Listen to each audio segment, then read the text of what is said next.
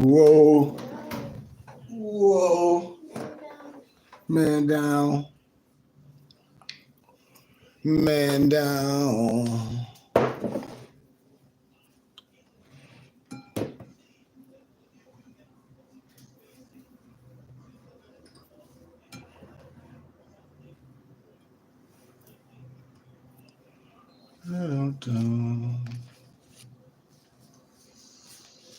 Where that remote at? It's over there.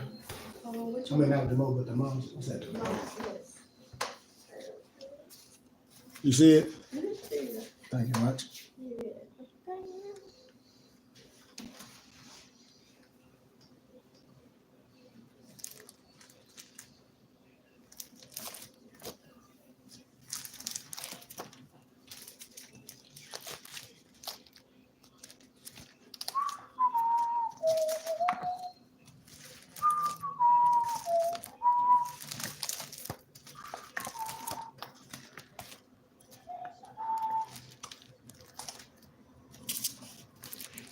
I need my fan on. He hot. Dun-dun-dun. So we give it a second. My Noble's log in. It just turned 2. Oh, I got one.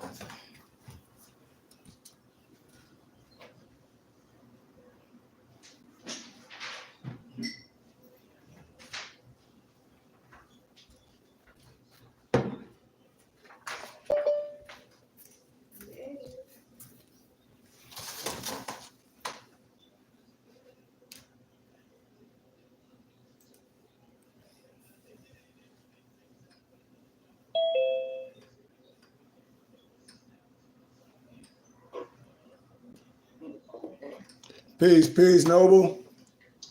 Peace. Can you hear me? Can you hear me? Oh, okay. My earpiece, a little earpiece setup is a little old. So. It's loud.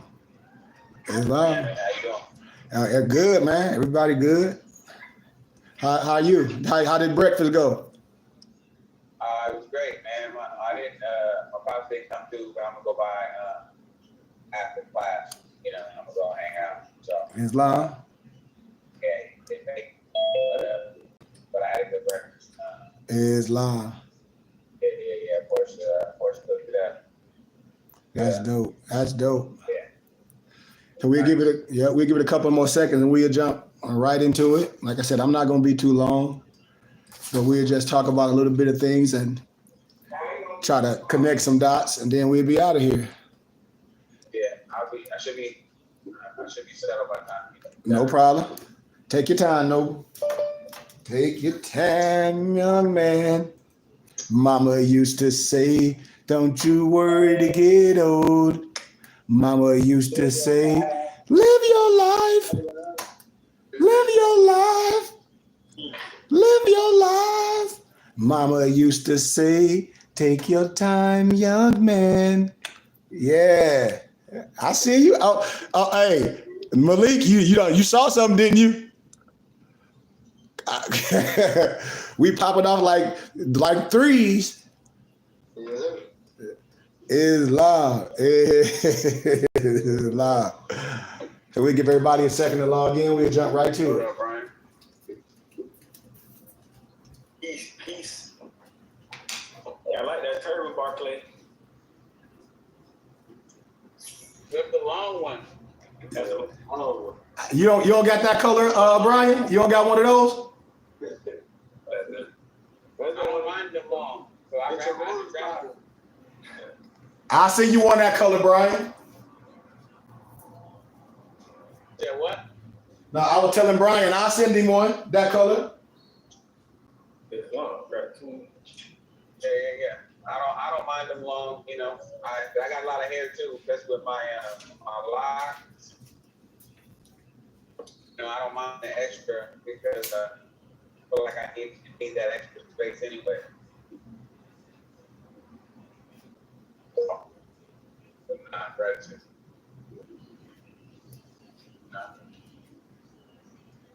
Rock and Noble today.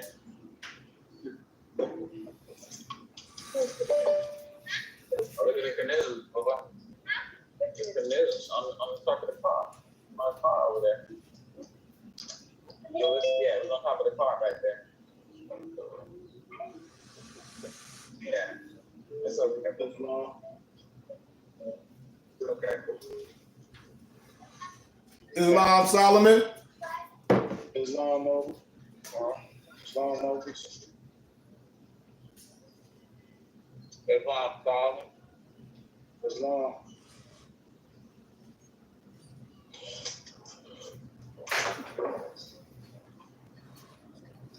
Let's do our Moorish American prayer, please, nobles.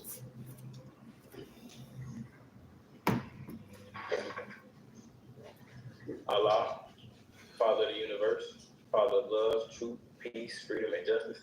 Allah is our protector, our guide, and our salvation by night and by day through his holy prophet, Noble Dwali. Shalom Aleichem, Ayash Ayah, Hotep, Islam, peace, peace, peace, peace, peace. Peace, peace, peace, peace, peace, nobles.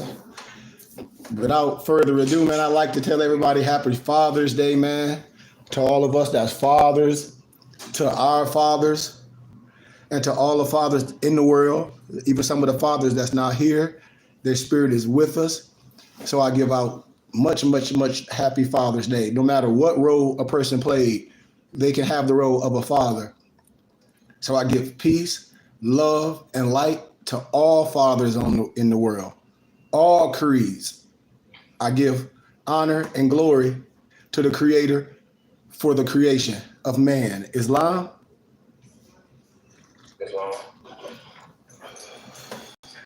Islam. So with that being said, man, me and my dad we had a beautiful conversation, man, after we got done working out, man, and it's just coming to a level of synchronizing. And we always was a part of nations and groups. We always had adapts and sheiks and messengers. That's a must in our teachings. Man, y'all watch a movie. It's the new one and the old one called Fiddler on the Roof. And when I talk about what's customs and what's traditions, you know? And so when I say, I don't fault no one for not knowing and just traditions, but when we educate ourselves on things, that's be the issue of when we know. I fault nothing or no one for the unknowing. But when we learn and understand things, then we operate in a manifestation of knowing. That's why I always use the analogy of when I was a child, I act like a child. But when I became a man, I put away childish ways per se. And I use the analogy of, as me seeing my dad, he never told me what to do or how to live. A lot of times I was able to see his life. And I saw an image, a picture of what I aspired to be. I watched that per se. And so with what we're doing here, a lot of things that I teach, and like I say, I come from experience, I come from education, and a lot of things, finances in schools, micro, macro.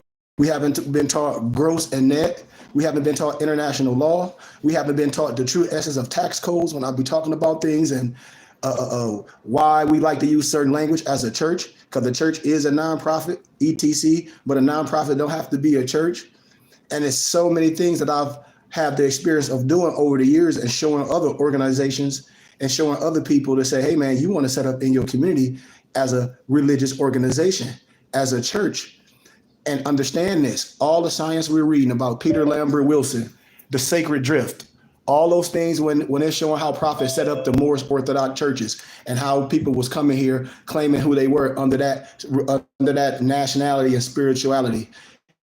So they come with understanding how to organize. And I tell everybody, you want to be under the religious rights of the indigenous people. It trumped this, but we must organize in a certain way. Just like nobles, when I talk about business, when investing in a business, it takes some money to invest in your business to get all your things set up, to get your paperwork and do all those things. So I talk about manifestation and using what we have to improve. So when we talk about teaching and living, I don't think I've lived a certain life to show my nobles, and most of my nobles, I think my nobles, y'all, we going on our third year together.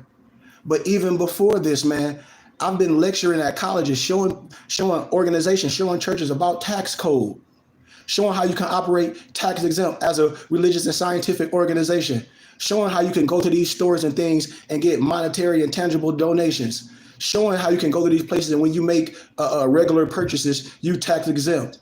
And every member that's part of this body is tax exempt. When you're part of this religious and scientific organization, everybody, not just the head, everybody that's a member, because the members are the body, not the building, not the building. The members is the body. So when I'm breaking these things down and I'm showing more how to be operating in your own jurisdiction, man, y'all the members. Each geographical area, y'all come together. But what I'm showing nobles is how to be bosses in your own city and come together under one branch.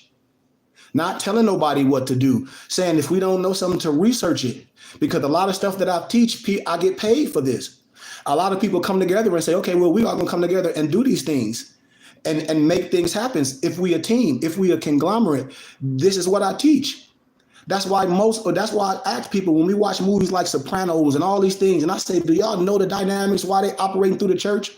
Do we know why the churches, misnomer black churches, can own so much things in their community, and why the pastor is tax exempt, and why the damn house, aka the parsonage, all this stuff is tax exempt, and the membership is not taking the same advantage of that? So we'll get a car, you're not using tax exempt status. That's what I'm teaching. I'm showing why, because I was part of the body. I can only speak of things that I know for sure. I'm not talking about things, or I never tell nobody to break no laws. I'm telling you things. It is a thing about doing things justfully and justful contracts, because we go in contracts every day, either willingly or unwillingly. If you don't know that, because if you living somewhere, you in a contract, point blank. So we're talking about the simplicity of things and using the laws to operate. And we have to admit, most of us, that when we was a part of churches, this hasn't been revealed to us. Even today, man, I've lectured in churches. I speak this. I ask everybody about, even my sister, I wish she came on here. She'd be like, my brother showed something to me. My sister be like, and that's what I tell people. I said, man, the only thing you own is your organization. What? Your religious organization. That's a body politic. Next is the nationality part. That's why a prophet and an angel come from amongst his people. Isn't that what our 101s say? So when we speak of things, why do we have to have somebody else that don't look like us and come deliver a message and say, man, this person is so heavy, and our brother was saying the right thing? And I said, I'm gonna give you something to compare to. I'm not saying I'm all knowing. I'm giving us something to compare to and saying, research it and see how other organizations popping off. Like on paper, we got to be right. That's what we're doing. So we making subordinate temples. It can pop off in somebody else's area, like how Noble Alonzo, like I said, how we doing things, we don't know. But we want to be set up in all these areas so we can do business, you know? So these is some of the things I'm talking about. So as I get into a little bit more of where I'm going, I talk about I'm not your Negro, and Negro, black, and colored, all is synonymous to slave. If we can agree, say Islam, whatever you want to agree with, but didn't Abraham Lincoln defend the Moor in court? Why did he defend the Moor in court? Why was he defending the Moor in court? What was that? Why was that man saying, man, I got to go in court? What was he defending for? Because he was good at nationality. He was like, man, I ain't black. He was saying black. I'm not Negro. He was saying, I'm not Negro. I am not black, because I'm gonna show you historically that was a heretic. That Negro, I promise you, when we do this research, Abraham Lincoln defended the Moor in court. He said, man, I am not black. I am not Negro, because you couldn't be married. You couldn't be nothing, because black, Negro, all that was synonymous to slave for life. It's a crime to be a Negro, right? Yes. And so when I speak of law, I tell people, man, I'm with the church. Y'all got to know I'm a divine minister. I've been through the fire. My dual master's degree is in Christian education. What are we talking about? You say what, Noble? Can we ask some 30 to that point about that? Absolutely, you can. Do you want to add on to it? Go ahead, Noble. When he say I'm not your Negro, I mean Black American, all BTC. Just like when we talk about misnomers, I say, man, I'm all with reparations. That's when I break down laws, 13th, 14th, and 15th Amendment. I ask everybody, have you had a real clear education and illumination on these laws pertaining to nationality, pertaining to international law? Most of the people will say no. So if not, you have to be willing to sit down, because you have to have the two things that was taken away from you from slavery to connect you back. These things down. When we talk about Constitution, man, we not, I say this earlier, as me and my dad was talking, we not no sovereign citizens. That's an oxymoron. You can't be no sovereign and no citizen. We're not no militia. We're not here to overthrow no government, all that stuff that people doing, that's not more science. It ain't no group of people that don't pay no taxes. Man, if you a church, if you're a pastor telling you around, you a body, you tax exempt from the federal government. If you a church, you didn't know that? If Malik want to have his basketball training under the organization, we tax exempt. Malik can do it. Everything he buy, he'll get it tax exempt, because he'll be using the tax exempt ID to get things, no taxes. I'll show Malik how to write companies like Adidas and Gatorade and solicit them to get monetary or tangible donations to see what they can give. You know, so all these things that we can do, what I teach, and what I'm saying is reputable. I tell everybody, check what I'm saying. And the only reason why most of us don't know this, because we haven't been introduced to it. And we should never diss nothing that we don't understand. Never. We should never diss something we don't understand. What we should be doing is willing to learn. And then as a body, if there's money involved, then we can come together, because a body can make things happen when you break things down to small molecules and build them up. And then we can make things happen no matter where we are. That's what we call subordinate temples. Temple this, temple number that. If we got security, if we got our motifs of Allah based in Arizona, we had the same thing in Atlanta, same thing in, say, Sacramento, same thing in Baltimore, same thing in these areas. So where we legit transportation, same real businesses. Islam and all churches, Catholic, Baptist, they're all part of the same umbrella as the Catholic Church. Yes. And all I'm talking about, I'm saying doing things under the religious laws. Look at it. Now watch this. Do churches have church vans? Okay. Do churches have security? Yeah. I broke this down when they had them little sheriff things on, but you don't have to do that. You bring it in a third party contract. We can do this stuff ourselves when we organize. All the course is just holders of our paper. That's it.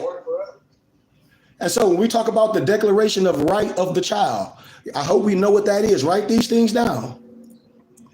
Declaration of the Rights of the Child. You got to know what this is. The rights of the child. The declaration was drafted by the UN Commission on Human Rights and adopted by the General Assembly of the United Nations on November 20th, 1959. Special rights of the child were first inaugurated or put together in the Universal Declaration of Human Rights, 1948, which provided in Article 25 and 2, motherhood and children are entitled to special care and assistance. This document expands and amplifies that theme. Non-therapeutic circumcision of male children violates Principle 1, 2, 8, 9, and 10 of this document. This document is a non-binding resolution of the United Nations General Assembly, which was adopted by the UN General Assembly on the 13th anniversary of this document, the 20th of November, 1989. That document is a binding treaty to which 176 nations have become state parties. I mean, all this stuff, what I'm saying, I'm not blowing nothing up, up nobody's, you know what?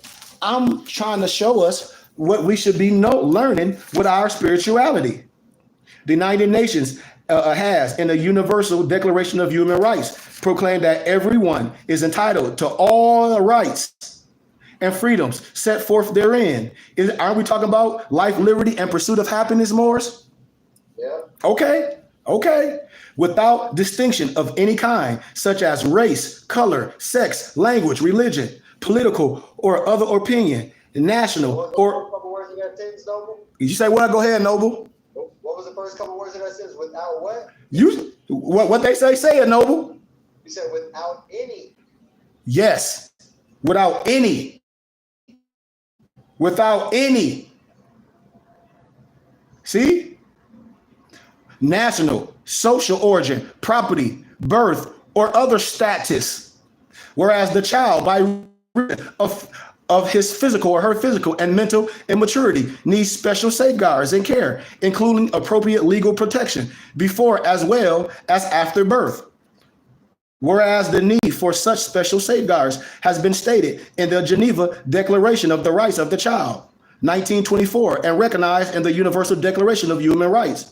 And it states, and in the status of specialized agencies and international organizations. I mean, all this stuff is here for the person to educate. Principle 3, the child shall be entitled from his or her birth to a name and a nationality. Principle 4, the child shall enjoy the benefits of Social Security. He or she shall be entitled to grow and develop in health. To this end, special care and protection shall be provided both to him and his mother, including adequate prenatal and postnatal care. The child shall have the right to adequate nutrition, housing, recreation, and medical services. All these principles, I'm not going to read all the principles. I don't have time to read all the principles. Even for your study, what does the Declaration of Human Rights Article 15 states? So we got to do this precedent, man.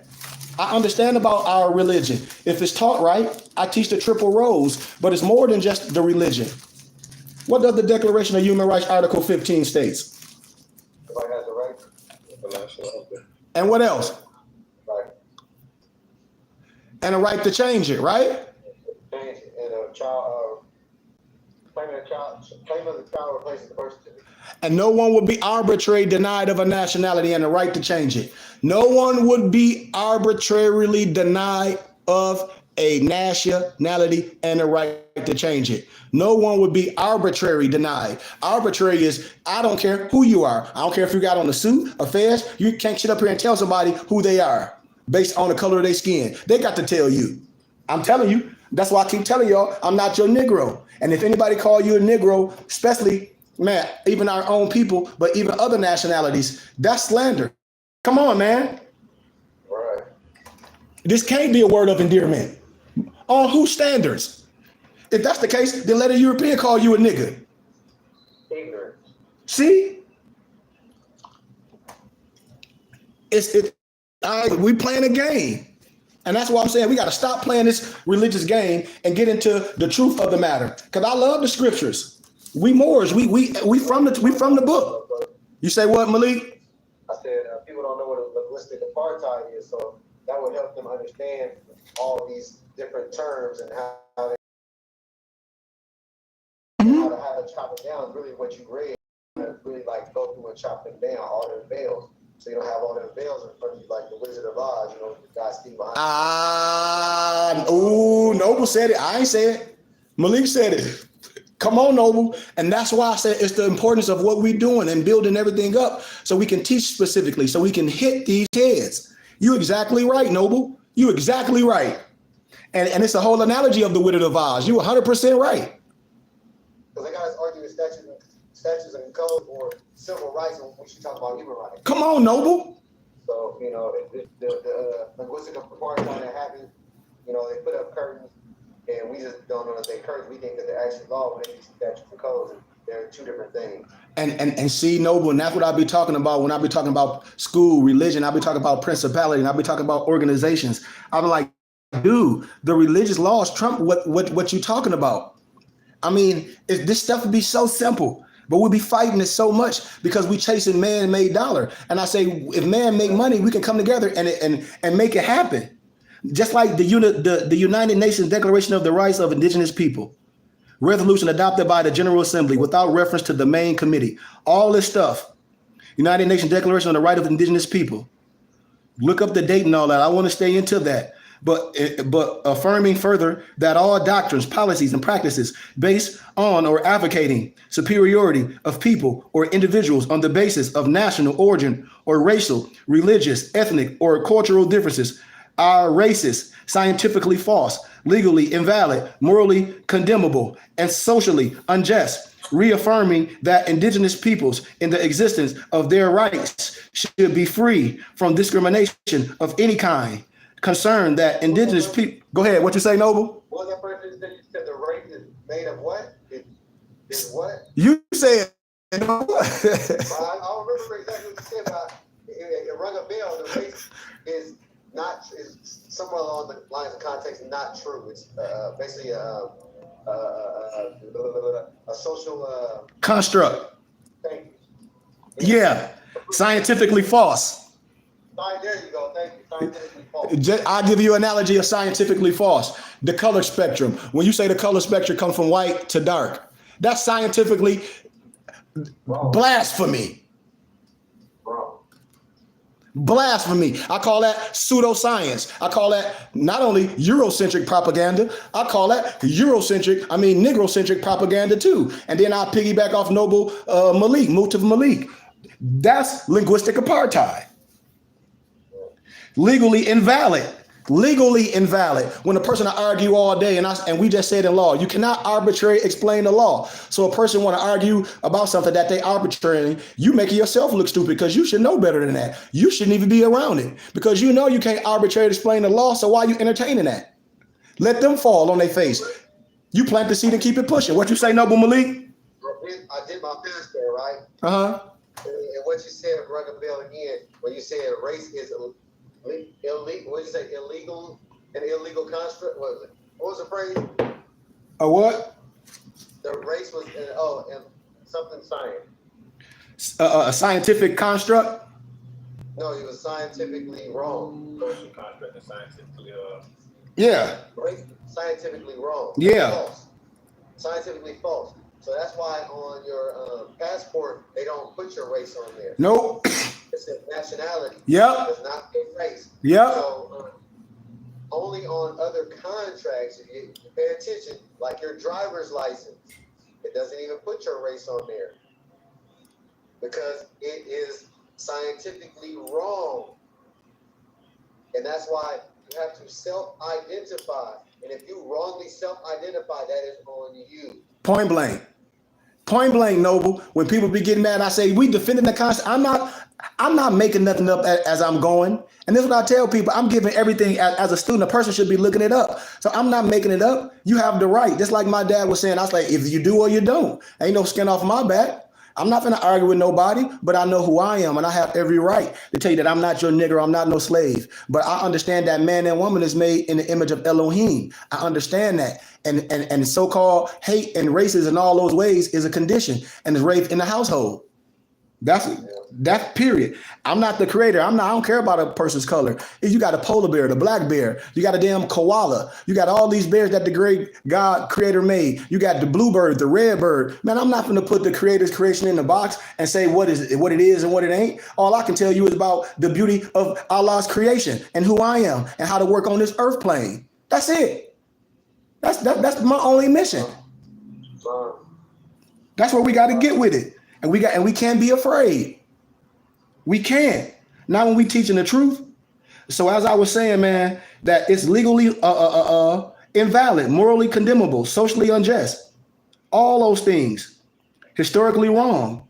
We suffer injustice, and it been colonization and disposition of lands, territory, and resources. We have to be taught right and do things the right way. It's more than just books, man. Recognizing the urgent need to respect and promote our inherent rights of indigenous people to this land. It derived from our political, economic, social structures, and from our cultures. That's the whole thing about being Moorish, our culture.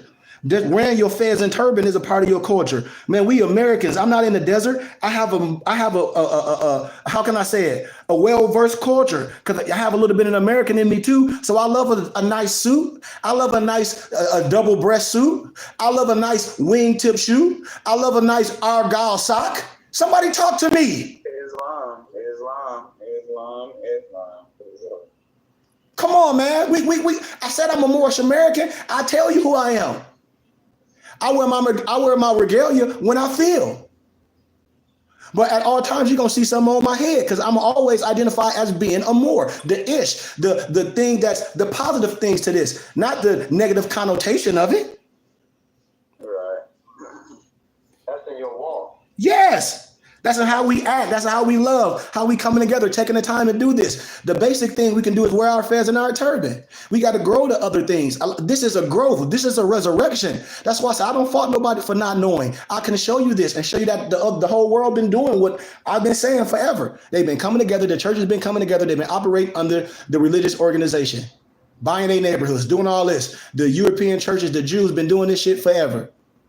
Everybody know I'm telling the truth.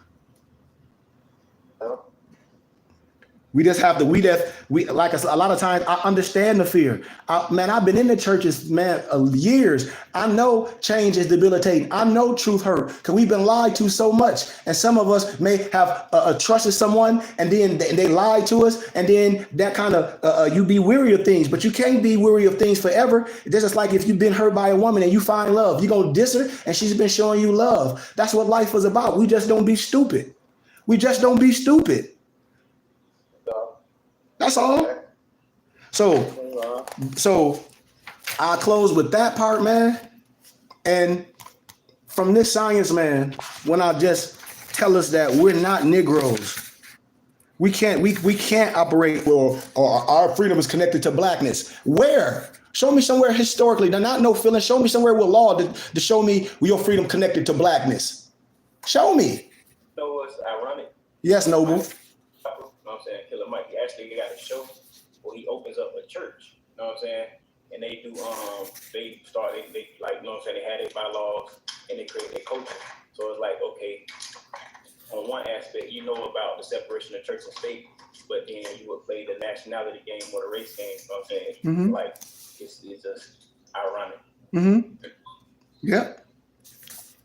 And all through this stuff, man, when it's talking about even I'm not your Negro and all these things that we talk about in law, even when Malcolm, when he went to Mecca and came back, man, he was dealing with international law. Like, wait a minute. Like, hold on. It's something bigger than this. The cognomen of composite people of Negroid descent. Think about these things, how they try to say the term Afro-American did not find its way into the argument when we're talking about more of this history. I don't want to stay too much in it because I just want us to pick some things up and see what they were talking about during those times. See how the word Negro and what it really meant. Reason why people didn't identify and people talk all that black law stuff. Black wasn't even used to describe ethnicity, nobles, in the first century. Forget some black laws, the fourth volume. Black laws, the first dictionary, you can't find nothing to identify as black because it ain't nothing in the first century the black to describe no ethnicity. Just like the Woolly Lynch, it's fake. It's propaganda, and it's just facts. And we've been played. And that's why I said we've been played, we've been lied to. And everybody know me, my pendulum swing the same way. That's why a teacher can teach all people. A prophet and an angel is no good in his own country. Remember, nobles, you all have the science. The first thing when you're trying to illuminate your people, the first thing is going to be is what? Doubt, right? It says it in the teaching. It says it in the teachings. If you read, the first thing when a God man come amongst his people, the first thing is going to be is doubt and shun. That's why a God man can leave his own little small area from Flint, Michigan, and come to Arizona, which is a red state, and teach people that don't look like him. Wait a minute. You just said something. You said a prophet and an angel is no good in his nation, right? Yes. But put this out. So the one they call Jesus, Yahshua, where he from? Come on, preach. Where he from? Teach it. Teach it. Anybody? Tribes of Judah. No, like where he born at? Where was he born at? In Bethlehem. And where's Bethlehem? In Israel. And who crucified him? Yeah. So, right. But where does he get more respect at? The land he wasn't born on. Period. That's why I tell everybody, nobles, I'll be saying when the more talk about Moors getting prosecuted, although I said that's BS. I said I'm not from Arizona. I'm the only one out here. It's other Moors out here, but I'm out here dealing with all European teaching aid. I'm getting ready to preach at a European church. I'm getting ready to do security for a whole group of Muslims that I met. They was like, no, but you got a security team setting up. They like, man, nobody doing none of the stuff you doing. I said, I'm doing all this with small dollars, with my own money and the little donations I get. I'm almost there because I got some finances getting ready to come. I'm almost there. And everybody gonna see it's gonna look big. Just like when I moved out here, I saw the misnomer Indians with their transportation vehicles. Remember, I told y'all that a long time ago. I was riding down the street, saw the goddamn Indian tribe with their own goddamn passenger vans. I don't need no bag to buy jewelry. I got that on my own. I need that bag to do this community service, to show the world what can be done. A prophet is no angel in his own. I left my home city of Flint, Michigan, where I grew up in the churches, graduated, educated, all that. You know, all that and everything, I had to leave. You know? That's just crazy when you think about it like that, though. It's all in the scriptures. When they talk about Mizraim, that's the Bible. I mean, that's Egypt. When I talk in Masonry, when I talk about the ancient rite of Memphis and Mizraim. When I talk about the ancient rite of Memphis and Mizraim, it all connects. It all connects when I say the names that we use. First known use of Negroes as a name for slaves. The first. You weren't born in Chicago or New York. No. That's what I be telling people. I said, man, we only getting a tittle of history. I show all this stuff about Winworth Matthews and the Moorish Zionist Jews. I show so many things about the flag. And before Israel created a state, I said, come on, man. I show us about the ancient rite of mystic of the noble shrine. We show all this information. The European agree. They sons of Muslims. I don't come from no slander. That's why I said when I was at GCU, most of the professors were European potentates. That's why when I showed they tried to buy my book, the copyrights for my book, Divine Creed of Moorish Islam, my parents was there. Like, this is no slander. That's why I said the European know exactly what it is. The European is not the joke of masonry. You want to call it European, Trilodite, whatever you want to call it. They're not the joke of masonry. The Negro is. It's just a fact. It's no disrespect to us. So when we talk about Negro as a noun or name in relation to African people, is to be traced back to the period, I say around 1441. You remember in the 1599 Geneva Bible, what it called you, a blackamoor, don't it? Blackamoor, yeah. Okay, so then we play a little game of elementary linguistics. We know black don't mean more, it'll be black or black. Black is an adjective. So they're describing the type of Moor that they seen. You have swarthy Moors. Yeah. When you go to the Netherlands, you talk about swarthy Piet. All these, you had tawny Moors. You had all these different, you had Hebrew Moors. Hell, it's so much connections. We hating on ourselves because we were taught wrong. And I was able to go to the universities and teach this same story in front of professors from all over and do oral dissertations. And they agree with the science. Like, it's sometimes it hurts.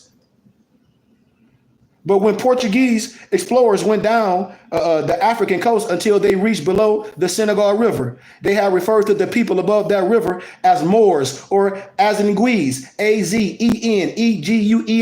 All through history, you can start connecting this science. When we deal with the one world Tartarians, don't it start telling you all type of truth? Brother Alonzo on here, we demonstrated. That's why I be saying Moors be lying on their own self, because we bow down to somebody else's science, because we hate ourselves. And a prophet and angel is no good. I'm proven. I'm credible. I'm anointed. I'm consecrated. And I'm not tooting my own horn. I'm just saying I've been in the fire. But when they saw the people south of Senegal, who were such a marker, with such were of much darker hue, and whose weapons were much less powerful than their crossbows and firearms, the Portuguese perceived the possibility of easy conquest and a lucrative slave trade. Thus, they began to enslave African people. I mean, it's so much history. Just like when they talk about the Negro, a beast, research all this stuff. Azura and Catamosto used Negroes for African slaves from below Senegal. You can research all this stuff. When you consult a book like The Voyages of Cadamosto, Cadamosto, an Italian navigator, you can always start seeing this stuff Italian, just like Moors be picking up the book, what it's called, I'm finna tell you right now. Stephen Bonzo wrote a book called Morocco as It Is. And I know Moors don't even know what it consists of. I be laughing at Moors just be picking up stuff just because it say something on it. They don't know what it is. Then I ask them, well, who Stephen Bonzo was? Oh, no. I know you ain't picked up the book that 400-500 pages because you would explain eloquently. You know? It's no hate, it's no slander to no one. Man, just like when I was doing an oral dissertation and I was at GCU and I tell people in the Grand Canyon, you got all the mounds, you got all the Egyptian artifacts. This shit is old. This is old science. It's nothing new. Scholars know this. There ain't nothing hidden from us. The only people that don't know this is not introduced to it. So when someone bring information to you, that's elementary education or prereqs, we be like, oh. And then when somebody else bring it to us that don't look like us and put it in the book, we be amazed. I mean, all this stuff is bringing back to our remembrance. You observe that the book began by referring to the land of the blacks of the lower Ethiopia. The narrative was written sometime after 1463 and first published in Vinca in 1507.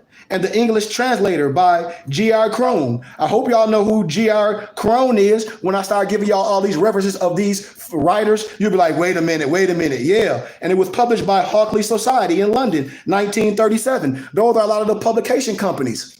You got to understand when I be talking about literature and those that wrote, that was the power. The Europeans knew very little about Africa in those days. As a matter of fact, Prince Henry was able to begin these explorations down the coast of Africa because he had been instructed by Moors as to the nature of the terrain. And the Portuguese, the Spanish, the Italians, indeed, the Europeans generally have received the elements of culture along with most of the basic scientific ideas and technical processes, which were so significant for European development from Moorish and Saracen. That's it, y'all. I know y'all, that's in y'all Bible. The scientists and from Jewish scholars who were intermediaries, which made it possible for them to lose sight of land and navigate on the high seas. You can look all this stuff up. And the European agree with me. I can show you all lectures, the Europeans saying the same thing, showing you both. And it be packed and be amazed. But then when I do it, when your brother do it, most of us, I don't get it, man. I don't, and that's what I'm saying. A prophet and an angel is no good in his or her own country. This is no slander. This is education. You can observe on some old maps that the name Ethiopia Sea is placed all the way around the bend of West Africa, even South Africa. However, as the narrative goes along, the record of Katamosto suddenly shifts from the terms blacks or Ethiopians to Negroes and Negress, Negress. This was done as soon as the translator reached the account of the area from which the first slaves had been taken by Portuguese. I'm telling you, man.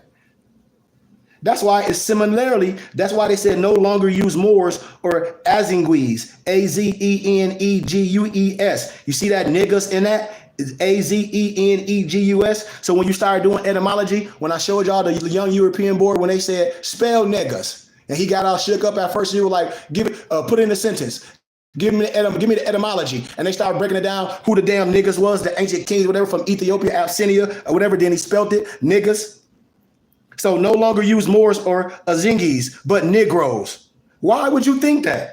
Similarly, in the Chronicle of Azara, Azurara, as soon as the area south of the Senegal River has been reached, where the modern so-called slave trade began by the Portuguese, the designation of the native Africans is changed from Moors or Azengues to Negroes, which was later transposed into English as Negroes. You can research this. Another reference is the Chronicle of the Discovery and Conquest of Ghana by Gomez Enos Azura states, and I quote eloquently with a silver tongue, in the subscript of the oldest manuscript, which has come down to us, that it was completed in 1453.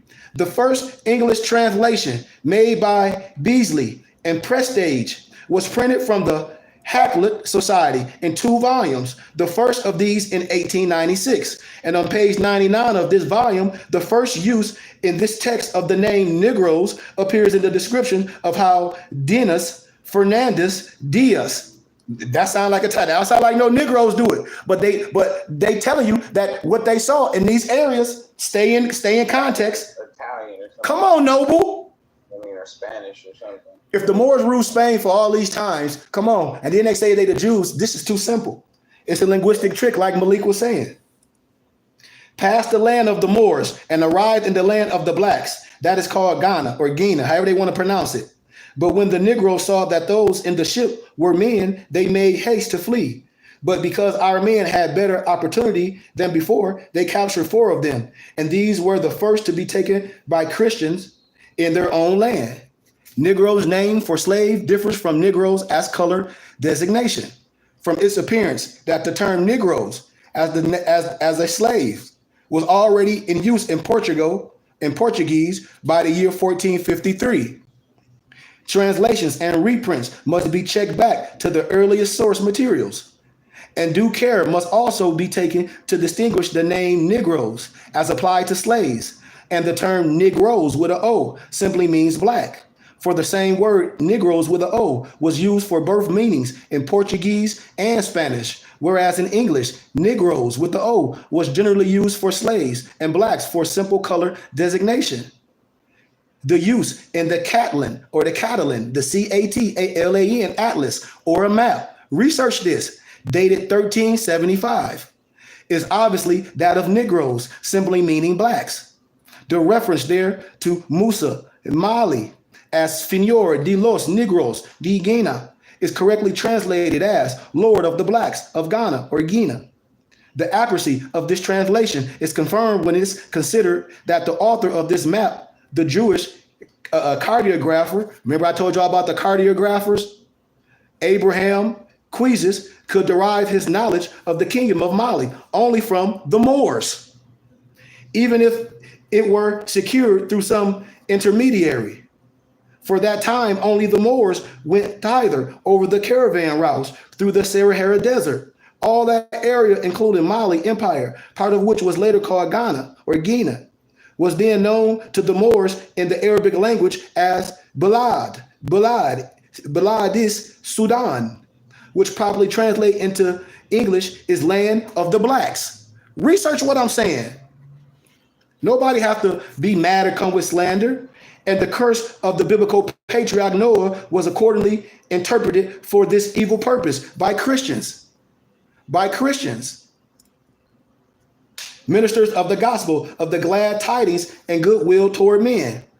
Somebody asked them, what's the significance of the Torah? Man, the Torah is a part of the Quran, everything. It's catechism. So we got to stay in context. Please, if anybody want to learn anything, come to class. We'll teach it. But this curse was declared to be the true and undeniable word of God, who had thereby condemned the Africans, said to be the sons of Ham, to perpetual slavery to the Ethiopians, conventionally held to be the sons of Japhet, and the Asian people, similarly deemed to be the sons of Shem. Recounting how some of the first Moor slaves taken by Antam, Antam, Gonsalves, were exchanged in 1442 for black slaves. Azura pointedly declared these to be slaves in accordance with ancient customs, which I believe have been because of the so-called curse, which after the Doge, Noah laid upon his son Cain, cursing him in this way, that his race should be subject to all other races of the world. And from his race, these black descendants, Cain is said to be the son of Adam in the Hebrew and Christian scriptures. The son of Noah is called Ham, or in Portuguese, Cam, with a C, H-A-M, which might have been erroneously confused with Cain. Come on, man. Negroes branded ugly. Again, in describing the first considerable group of African slaves brought in Portugal in 1443, Azura wrote, discriminating on account of color and debasing the Negro slaves in the following words. Amongst them were some white enough.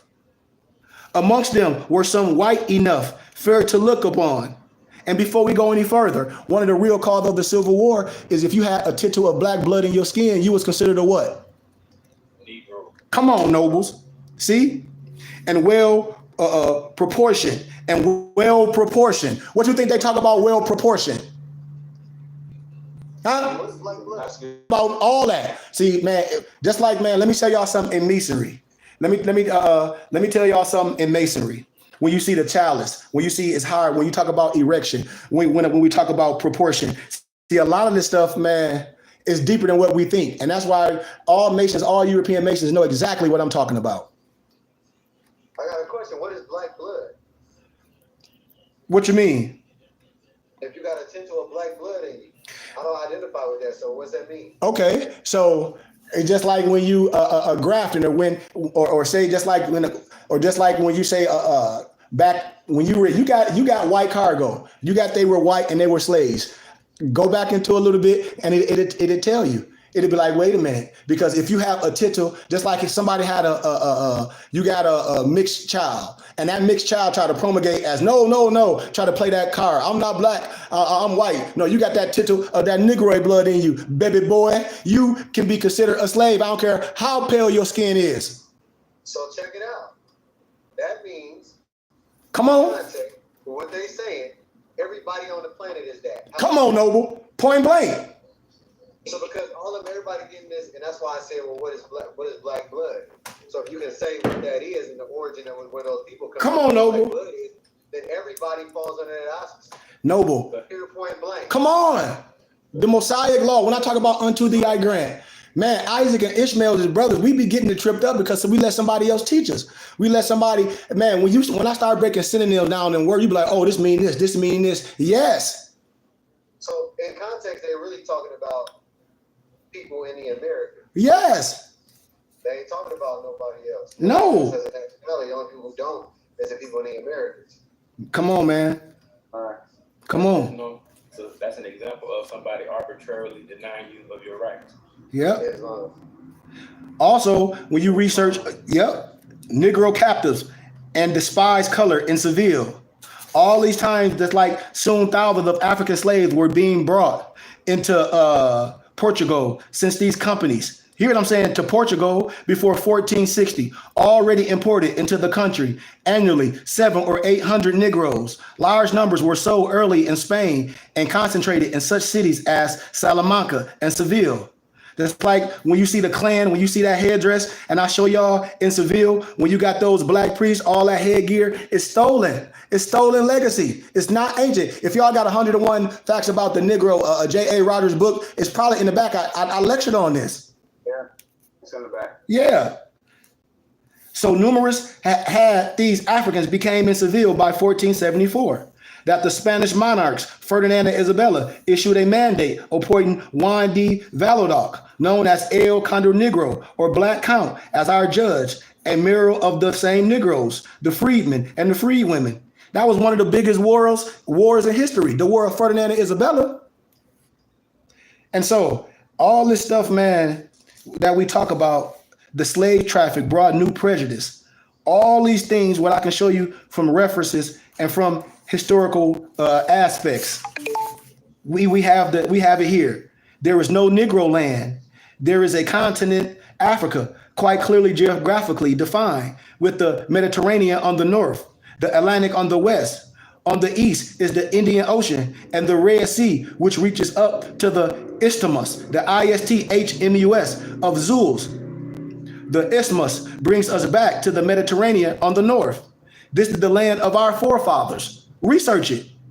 And if I remind of our forefathers, you can state that in this culture, the dominant forces do not challenge the character of these other ancestors of ours, but they have seen fit to challenge and to degrade our African or our Moorish forefathers. Therefore, it is these whom I must defend.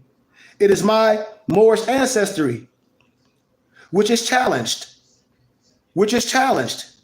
that I will defend to the death and stand or fall, conscious that the record of history bears out a glorious past and a mighty history of achievement of our people of Africa. Nobles, haven't we eloquently that we can prove that the misnomer black man is the father of civilization proved by the Bible? Didn't we do this already? Yeah. It's no slander. It's there. Europeans agree with what I'm saying. I'm not dissing the Bible. I use the scriptures. I can show you that the misnomer black man is the father of civilization proved by the Bible. That should make you feel okay. Even Shakespeare, when we talk about this, Othello the Moor, when we talk about what's that other one? Robin Hood, when Jamie Foxx played the Moor, when Martin played the Moor, what is the purpose of the word Negro? So when you say the word is objectionable, there are those who reach back for a quotation from Shakespeare. A rose by and another name would smell as sweet. A fine statement, but taken completely out of context and miserably misapplied. The editor of an Afro-American newspaper recently thrust the quotation at the writer. And for what Byrne of Avon had written about the rose, in other terms of reference, was wholly irrelevant. Straight to the point in Venice, which treat directly on the significance of a name. The important things about a name is the impression which it makes in the minds of others and the reactions which it invokes through the association of ideas. When I say you should be appalled if someone call you a Negro, black, and colored, you should be appalled. You should be mad. That's defamation of character. Because you're not that. Now, if you that's fine. I'm not going to argue with that. It begins to be clear to us what is wrong with some of Afro-Americans at the present time on this question is that they have become so conditioned to the use of this name, Negro, and the other derogatory term, BITCH, that they don't recognize the stench anymore. That garbage smell good. But I can assure you that the agony, that the indignity, that the lower self and the stench of the name is very well recognized by those who insist on forcing it upon us. So the purpose of this science, the purpose of the name, then was to mark this people by virtue of color for a special condition of oppression, degradation, exploitation, and annihilation. Now has the term Negro, half chattel slavery, at least not the type that the modern Europeans nobles initiated, that has been abolished as a result of struggle, but we still have various kinds of oppression. Come on, it's all here. I'm not bringing no slander. As late as 1905, the American Book and the Bible House at St. Louis, Missouri, published a book of Charles Carroll entitled The Negro A Beast. Y'all got it? But created with articulate speech and hands that he may be of service to his master, the white man. Through pious pen and vicious picture, such as The Birth of a Nation, which is still being shown despite protests, the stereotype or image has been built up in the public mind of the Negro as at best a creature, retired, a child, and at worst a savage, bestial monster who must be kept at bay while forced to labor for his superiors, and who is ultimately to be destroyed. This name, Negro, with all its vicious associations, must therefore certainly be abolished. Right. Come on. Out of the system came the what? Predication, or these precedents, or these names, such as native. Remember, Kafir. People be saying stuff and don't even know what they saying. Kaffir, MUNT, Munt, and the like, with all the contempt and degradation which go with them. Even in the United States and in the Caribbean's Moors, we have different forms of oppression. It's there. So evil use of native, Kafir, Negro. They try to say a Kafir is a traitor of Islam. Y'all know that, right? So what? A traitor of Islam. That's what some religious people are saying. A Kafir? Yep. Watch this. They just be playing with that religious game. I said, man, we universal. Watch this. Evil use of native, Kafir, Negro. The evil use of the name Negro has been projected to stigmatize and to brand people of African descent for degradation, for oppression, exploitation. If there were any doubt as to this, then what has happened in the relation to the gruesome events in South Africa ought to clarify any murky misunderstanding that might exist. Consider those horrible massacres, beginning at Sharpeville or hundreds of Africans, even mothers with babies on their backs, being shot down in the back by the illustrious examples of Christian apartheid. It should then be clear to every thinking person and hostility and prejudiced minds, which are then easily incited to perpetuate such inhuman, blood-curdling, and murderous deeds. Now, I'm not just talking about the lower science of Christian. I talk about Islam too, because you got that Arabic slave trade. Look at it. What did we see in the general press of the United States? The newspaper after newspaper, magazines, writing and speaking about the Negroes of South Africa, repeatedly add what? Nausea, frequently paddling, existing these atrocity crimes. They telling you about this. And the bestial and monstrous Hitler technique. And if when you start researching things, you'll be like, man, when you start researching German, I'm just a historian. Just like the second president said, the reason why Egypt was cursed, because God's people left black and came back white. That ain't me. That's not me saying this. So I want us to be clear with this stuff. I want us to be clear with names that we use and attitudes and how we treat ourselves, and being strong and accepting what we don't know and learning, regardless of the attitude of the present apartheid minority rule of the Union of South Africa. Regardless of all that, Mr. Patton wrote the following. This is a European writer. He even refused to grant the black Africans the use of the word African. The black African used to be a kafir.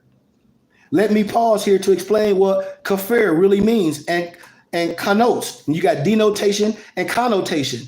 So let me tell you what it connotes. It means an unbeliever, a heretic. And you should mark that in the period, in this time of the Inquisition. Remember when the Inquisition, I don't know what the Spanish Inquisition.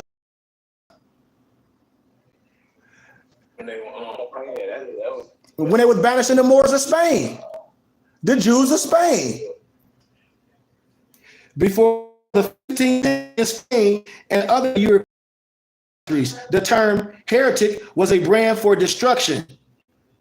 So when they call you a heretic, then you were headed straight for the torture chambers of the Inquisition. That's why when I show y'all Oliver Cromwell, what they was doing, you a Negro, you was going for murder, for death. Likewise, when the Dutch invaders called the Africans Kafirs, this is heretics. They were branding them for what? Destruction. Even Mr. Patton went on to say that the blacks Africans used to be a Kafir.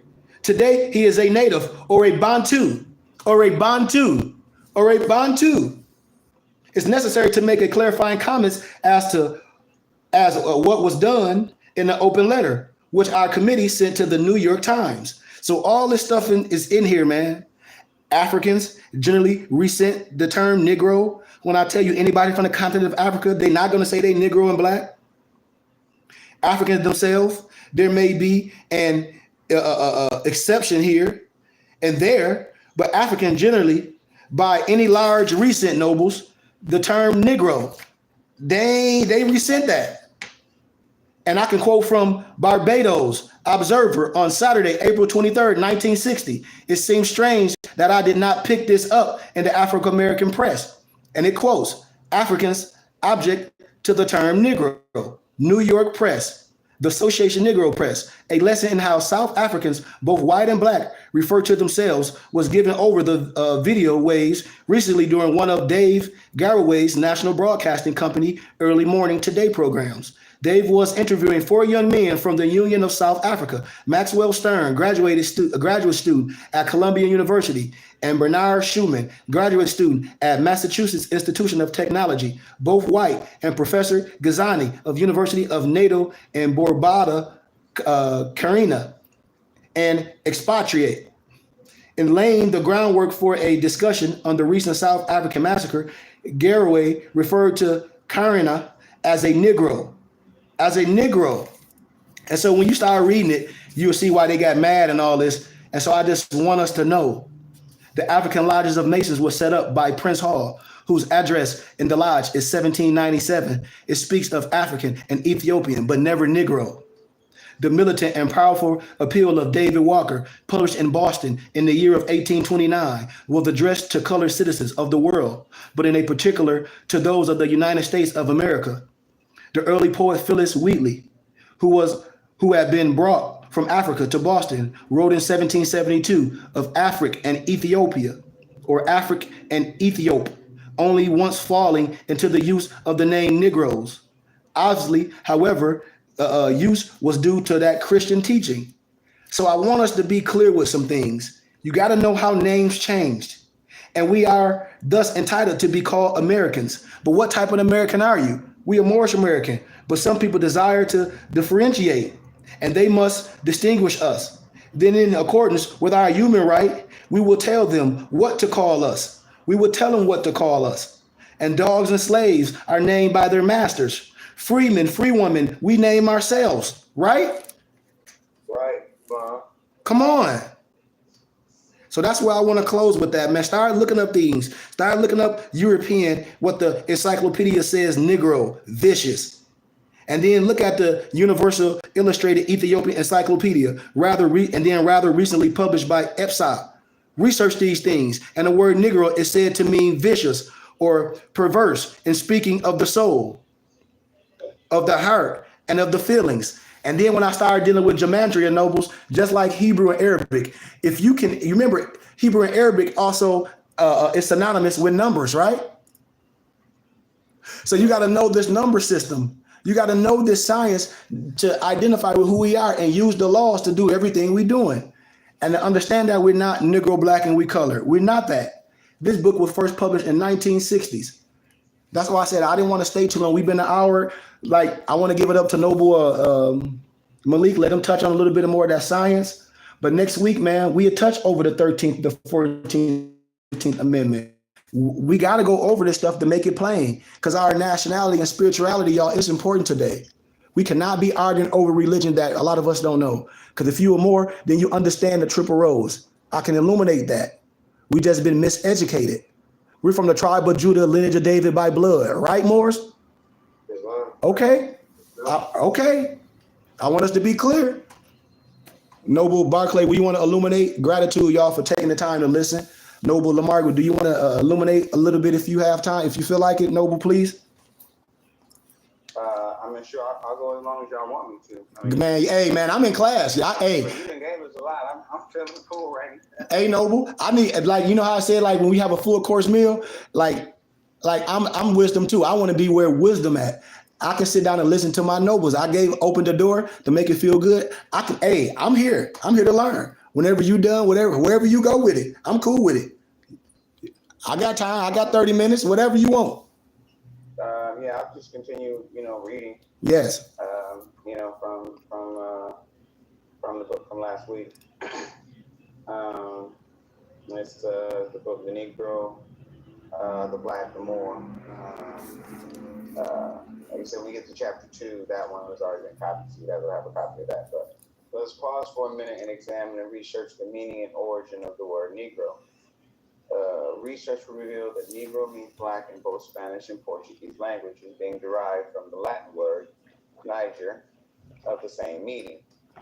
Charles Codham Hurd states in his book, Law and Freedom of Bondage, and I quote, probably many Africans of the Negro race were held as slaves in Europe under the names of Moors, and their slavery ascribed to the same international usage. As you will notice, Hurd elaborates on the term Negro and the legal nature of the condition as defined by the law of nations. Mm-hmm. Again, I'll read that again. As you will notice, Hurd elaborates on the term Negro and the legal nature of the condition as defined by the law of nations. Ironically, the aforementioned book by Hurd, though originally published in 1858, was reprinted by the Negro University's Press in 1968, approximately 110 years later.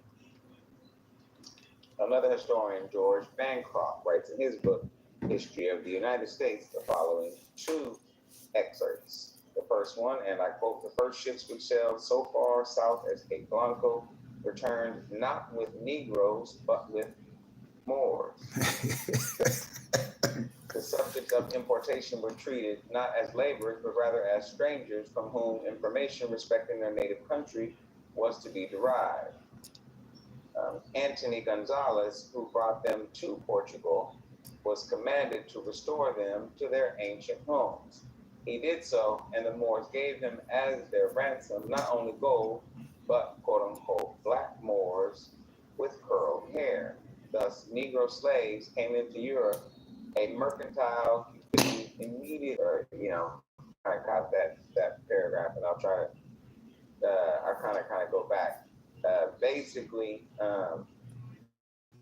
they went over there and you can say kidnap, however you want to, say it, control of some more.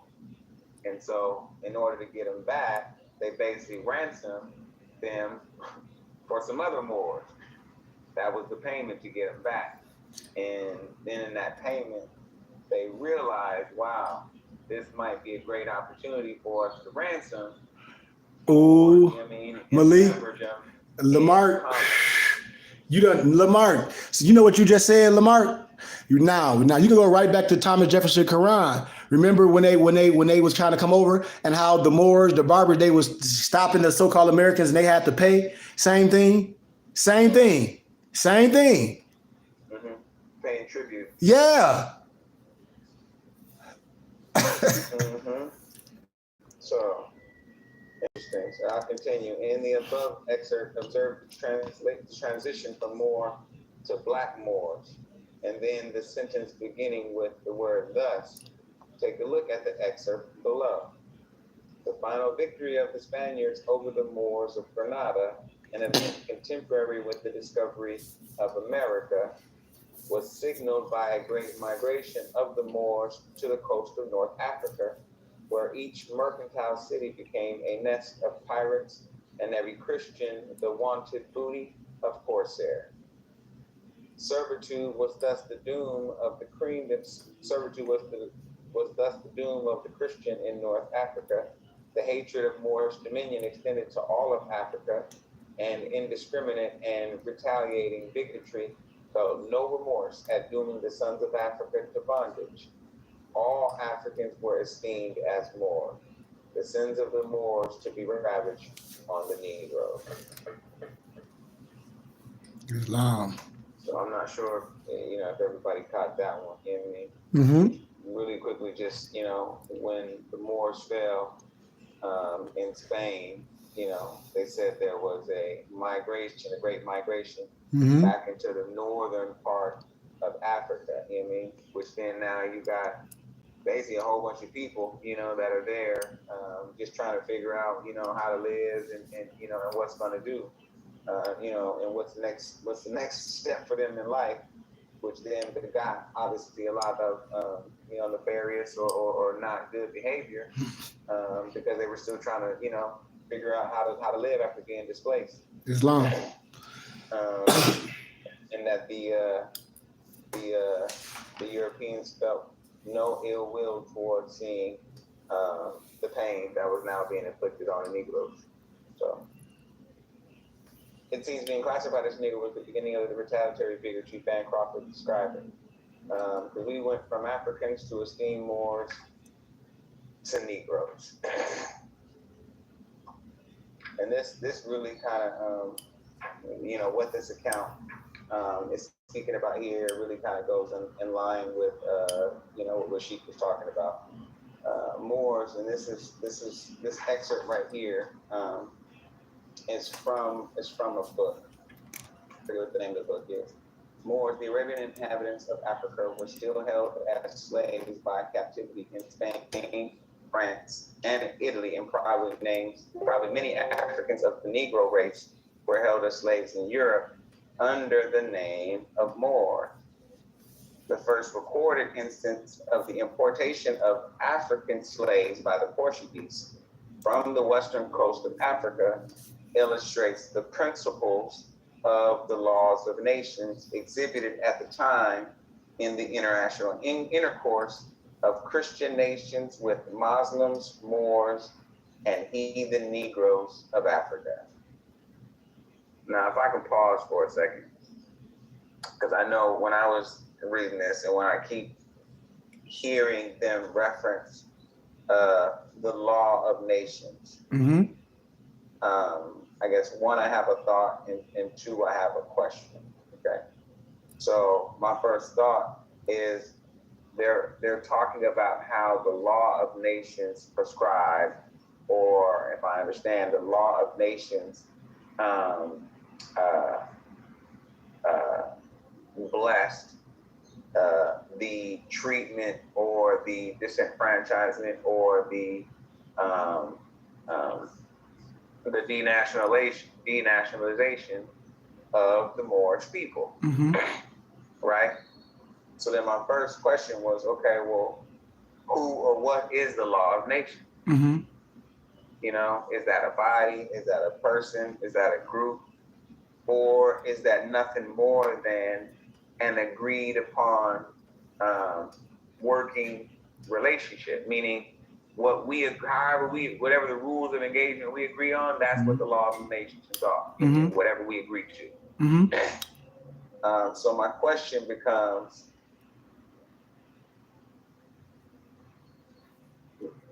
was it a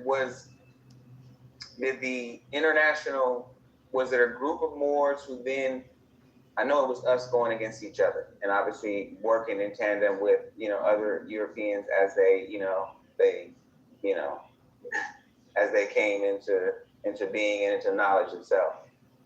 But was the law of nations a spiritual compact or a business compact between nations on how they were going to deal with the fallout of the breakup of the Moorish Empire? Well, I think I kind of understand what you're saying. Say that again, Noble. Say the last part, because I think I know what you're saying, but say it one more time. So, was the law of nations, was that a business agreement, a spiritual compact? Okay, I got you. Just the fallout from having to deal with this global empire that no longer is there, that now we all are trying to figure out how is the world going to move forward? All that. The law of nations, the book of Balaamite, absolutely. It's all that. It's absolutely all that. I give a prime analogy, Noble. The book of nations is just like you're understanding your nationality. We're putting us back with the group of nations, understanding the nationality, like Noble was saying, black is not nothing. So if black is not nothing, with your nation, your nationality, your tribe, all those, it goes back. So like a lot of saying, we gave up. So we'll go back to what you're saying, the true the 5 fifth components of a natural person, which is the law of nations. Like all of what you're saying is all that. It is not just one. It's all that. Okay. It's all that. And then remember I used the analogy of Michael Jordan and Larry Bird with playing the Big Mac. You already know the Constitution, but then here it is. We come and get tricked out of something, and somebody said, "Well, you don't need that," but then throw it down and say, "Well, I don't need this for freedoms." And all through history, like even Frederick Douglass, when people say he was a slave, when he was traveling on the trains, what he had to have his paperwork, right? Right. Just like Abraham Lincoln defended more in court. So all these things we're talking about, yes. Everything we're talking about, Constitution, all this stuff is the religious laws. So it's all that, Noble. And yes, we turned our back on the constitutional laws. Yes, we were okay with being Negro, black, and color. Why? Because we wanted something from daddy. And anytime if you say you're Negro, black, and slave, somebody got to be the master. And so, yeah, it's right here in history. So I agree to 100% what you're saying. It's both by force and some willingly. So yes. And the United of Nations and the nation booklet, I talk about the book of Balaamite and a whole bunch of other books that put things in perspective. All this stuff is just constitutional law. So it takes all that, Noble. It really does. It don't take no fight. It don't take no local stuff, filing no paperwork. Local talk about, I got to file some paperwork in Washington. It's already been done. All this local stuff been done when y'all got the paperwork of the proclamation. All these states did it. It's something else we got to do. So I think what you asking me, Noble, is when you talk about the Book of Nations and all that, the Book of Nations is everybody when they come over here, they have to proclaim, declare, and have your due process and with your amnesty oath and all that. Because they want us to be Negroes. Why? Because a Negro ain't attached to nothing. Show me where black land is. It's like it's almost like Noble Malik was saying, you in a foreign home and don't even know it. You in Alice in Wonderland. Right. So yes, we can speak on that specific. I got the law precedent and law cases to keep us in the same parameter. But yes, you're right. It's all that, Noble. Malik, you had something? You on silent, Noble. You're on mute. The Book of Nations, is that what's on Ellis Island too? That's a record of Book of Nations? Yep. It's there. I think I sent it to y'all. If not, I go. It just break a lot of things down with nationality and grouping how national. Just like you said, it ain't black. You're not black. Like I said, well, what's your nationality? What's your nation? Like for instance, are you a Russian? What type of Russian are you? A Russian American? A Bosnian American?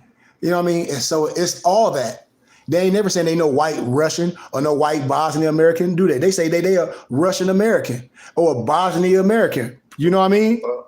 Yeah, when they signed that book at Ellis Island, they ain't said anything about being white. Nope. There's no color construct of such sort. Nope. No, that was made up by no disrespect again. Remember the European Bloomback. Reach this stuff up. It's in the history. That's why I said I don't know why people be upset. It's in the books that day, right? So gratitude, Noble. As a matter of fact, you don't have to go get their books anyway. Nope. The law will help you out. Come on, Noble. And law and history go together. Point blank. That's why I say in law you can't arbitrarily explain the law. I don't care how mad a person be. The Bible, the Quran, see, we broke all those scriptures down pertaining to law, all type of law, civil law. We did it Saturday. So I don't know where people be getting the biasness from.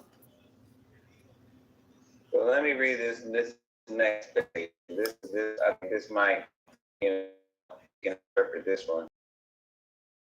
Traffic in Negroes as merchandise was at the time recognized as legitimate by European governments without any direct sanction from positive legislation, meaning there was nobody, no government in any place that was going to come up with a rule that stopped it or said something to get it against it, right? Yep. But rested on the same general custom among nations, known both in municipal and international private law, that custom which, under the name of the custom of merchants, meaning merchants without regard to nationalities, was recognized in the English court as a rule of law.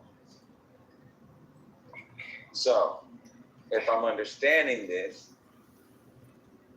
they're either saying that the merchants themselves dealt with items, goods, services that didn't have any national allegiance, or that they themselves didn't have any specific, national allegiance amongst themselves, but were just willing to do business. Islam. Brian, I think Brian has something, man, because he over there smiling like a Cheshire cat.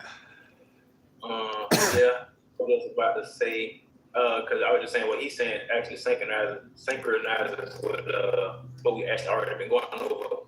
It's long across all events, and it actually does that early on in the book.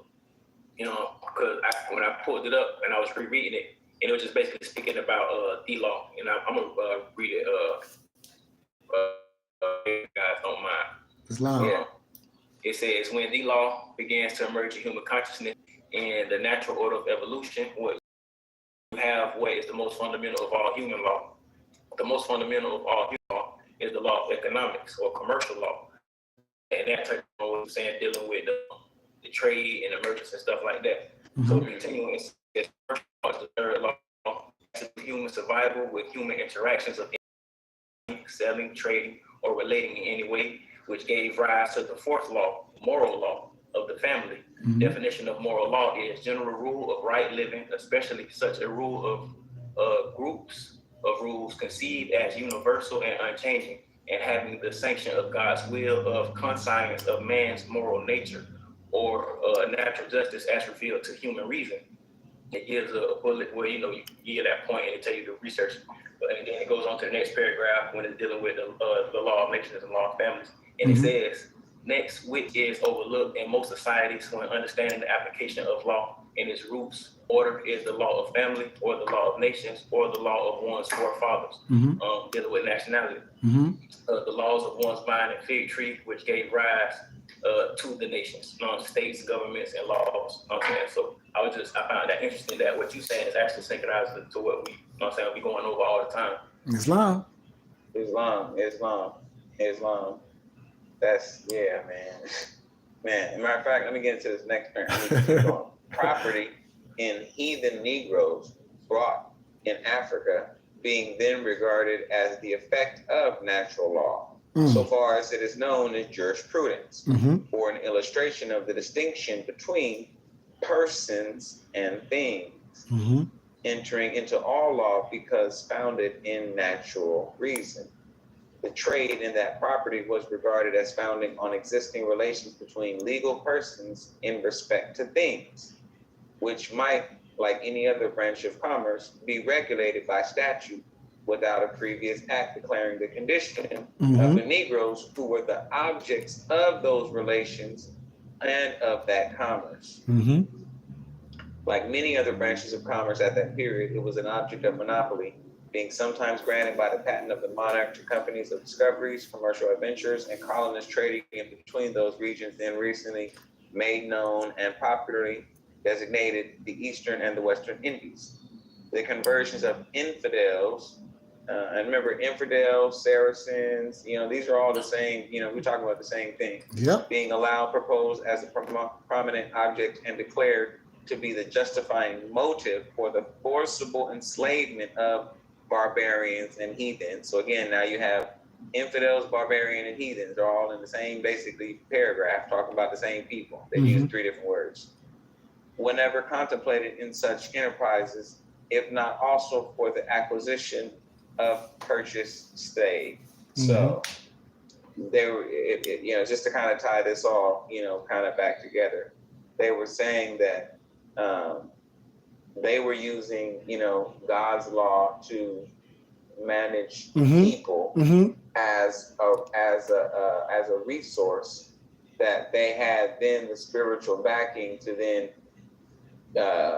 commercialize those resources, based off the fact that they weren't operating under God's law in the way that they thought they should.